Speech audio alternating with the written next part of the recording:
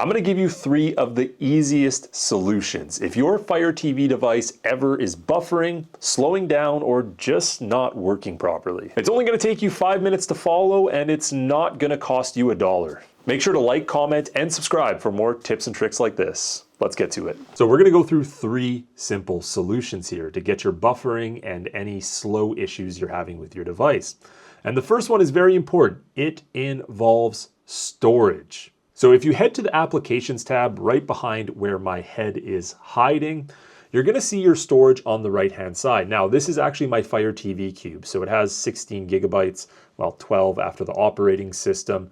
You might be using your Fire TV Stick or your Fire TV Stick Max that has 16. So it is entirely different. Now, there's a few things that affect storage.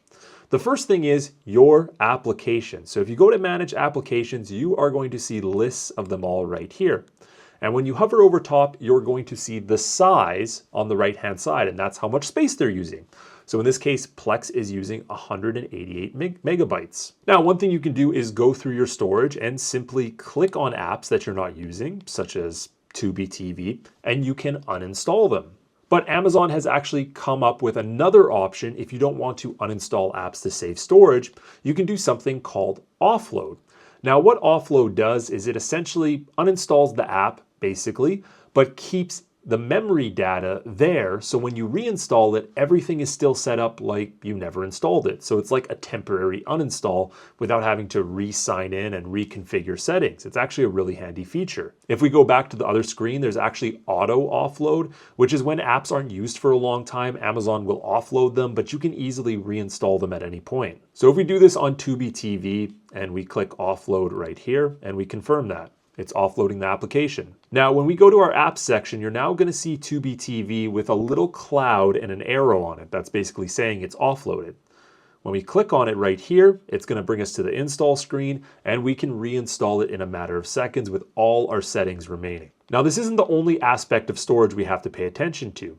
Another thing you have to look at is your cache data you're going to see on that right-hand side. Now, this is basically temporary data that helps it work a little faster in most cases, but sometimes this cache data can build up to extreme amounts. Look on Kodi, for example, 80 megabits for the cache data. That's half of the size of the actual install file. Now, cache data can be cleared just by going here and going clear cache.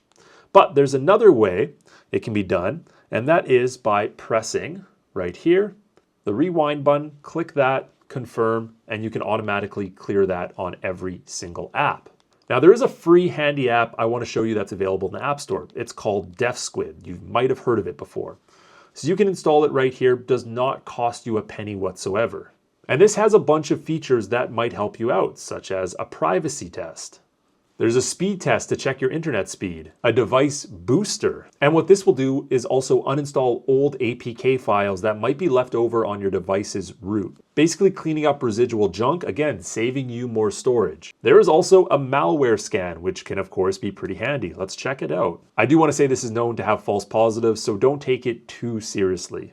And now you can see any apps that might have potential malware. You can also go directly to your device. Here you can see a bunch of your settings easily organized so you can access them directly from this menu. And lastly, everything we just did with uninstalling and force stopping apps can be done directly through the application as well. So if we, for example, want to uninstall this speed tester, we can click uninstall right here. It brings us to the setting page. And that's it. It's a really simple, easy to use app that's going to save you a lot of time. To take a quick break from storage, I want to talk about internet speed. This is something that's not as big of a problem anymore because most people have very fast speeds. But sometimes, depending on your house's router, it could be in your basement, you might have your device upstairs, and this can mess with the network connection. So I always suggest going to the network area on your device and checking out your Wi-Fi.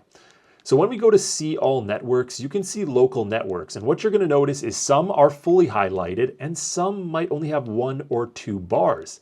This means they're farther away and you're not getting a strong connection. If yours is not fully highlighted, this could be a major reason for your buffering, especially if your internet is slow to start. So you can go to the App Store and try out one of the many speed test apps. This is one I've used a lot in the past. And just by running a simple speed test, we can now see where our internet is at in terms of download and upload. Although not always 1000% correct, it is a decent signifier. I've had internet problems lately and you can see there's something going on here. Now, if all of that fails and your device is still running slow, here is what we can do. It's the last ditch effort. Head to settings and go to My Fire TV. Now you're going to scroll down until you see factory reset defaults. And what this is going to do is reset your device like it's the first time you've used it. You're going to have to reset up your Fire TV account, re-download third-party apps, and change up all your settings again. But this, most of the time, will fix those problems that aren't fixed by uninstalling, clearing cache, and checking out all the other little things. I really hope this helped you out today. Buffering is a major issue, slow devices is a major issue, and this video should stand the test of time. And no matter what year you're watching this in, these simple steps can help you get your device running brand new again. Thanks for watching.